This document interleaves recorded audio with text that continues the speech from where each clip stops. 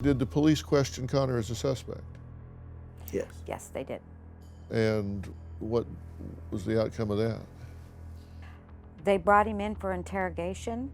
Connor told his story of exactly what happened, and they let him go.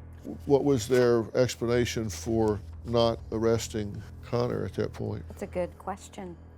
He said he was at 50-50. Yeah. He couldn't prove that it was a homicide, and he couldn't prove it was a suicide. So they ultimately decide that it is a homicide, and they made that determination 4 years ago. Mm-hmm. That's where the state prosecutor steps in. You knew for sure she didn't kill herself. Yeah. When I knew she didn't kill herself was the day that Mr. Shoemaker called us. It's called a stents, I think, which will be the tattoo that puts on your head when the bullet goes in. Well, the bullet never left Kaylyn's head, so that means that the gun's farther away. So he calls us on the phone and he's telling us how all this works. And he goes, "You gotta measure 3 inches behind Leslie's ear and 1 inch up." So we got a ruler and we did that, and I stuck my finger on the back of Leslie's head, and he said, "Okay, now you have the gun." And I even asked I think you had to get to 25 inches, plus the barrel was 7 or 8 more. Somehow it was 33 inches, something like that. Right. Is where we had to get Leslie's hand. I'm like, I can't even get that back that far. And he you was like, then you got to turn it. well, and this is with your left hand. So I asked him, I said, "Kaylyn's not left-handed. Are you holding the gun backwards and now you're pulling the trigger with your thumb? Your hand's this way, but the gun's facing it." And he goes, "Yeah, possibly." He goes, "Ask Leslie if she can see her hand."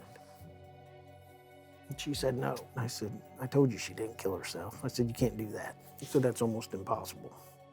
That's one heck of a shot if you can do that. And somebody that's going to kill themselves is not going to take that chance. No. Did you see Connor after?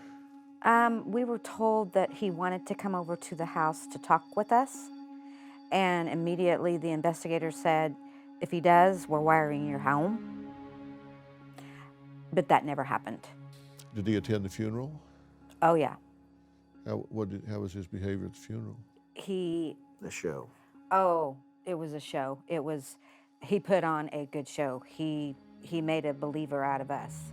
He fell into my arms, put his head into my chest, was wailing and crying during the funeral progression. He calmed down a little bit, and then when it was time to say goodbye to Kaylyn, he fell apart again.